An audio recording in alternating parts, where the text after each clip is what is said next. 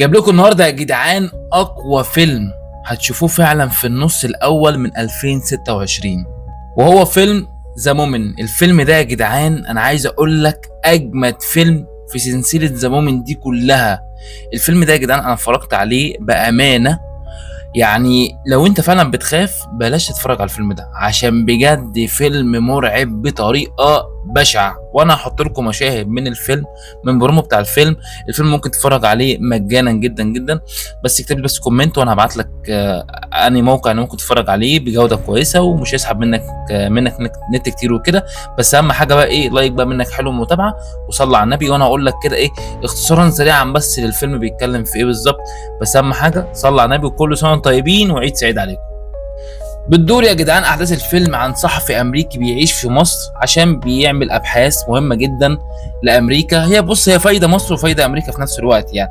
فمهم بنته، بيبقى طبعا الراجل ده معاه عيلته، فبنته بتتخطف في ظروف غامضه، فيبدا الشرطه المصريه باقصى جهد واقصى قوه انها تجيب مين؟ تجيب بنته. والفيلم ده فيه ميزه حلوه جدا اللي هو متدبلج بالعربي، يعني ممكن يعني انت بتتكلم عربي زي ما احنا بنتكلم كده عادي تمام، مصري وفي اجنبي في النص. ففيلم فيه اشتراكه جماعيه حلوه قوي، حبيت الفيلم ده عشان كده. فالمهم ايه، البنت بتتخطف بظروف غامضه، فالشرطه المصريه بتحاول تجيبها وما بتعرفش ايه تجيبها. فالراجل طبعا بيسافر امريكا تاني عشان يكمل شغل. فبيحصل احداث في مصر ان في ضابط اسمها زكي، دي واحده مش واحد، هي اللي بتجيب مين؟ بتجيب له البنت. والراجل طبعا بيجي من امريكا عشان يجي يستلم بنته، بيرجع تاني.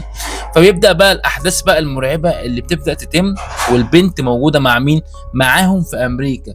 البنت بتبدا تنتقم من ابوها وامها واخواتها، وبص بيحصل مذبحه فعلا. البنت بتكون اصلا ملبوسه وفيها لعنه فرعونيه هي اللي بتخليها تنتقم من كل الناس اللي تقرب منها. فيلم جامد جدا. اقيم الفيلم ده يا جدعان بجد يعني بص، لو 10 من 10 فهو قليل جدا جدا على الفيلم ده.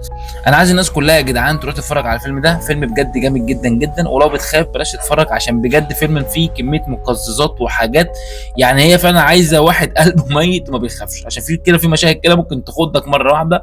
فلا فيلم جامد جدا وارشح له للناس بكل قوه. اكتب قلب الكومنتات بقى لو انت شفت الفيلم ده، ولو انت ما شفتوش لو انت عايز تتفرج عليه قول في قلب الكومنتات. بس اهم حاجه لايك بقى منك حلو ومتابعه وصلي على النبي. وعايزين نوصل بقى يا جدعان بقى ناقصنا بقى تكه عشان نوصل 2000 اخ واخت، وصلي على النبي اهم حاجه.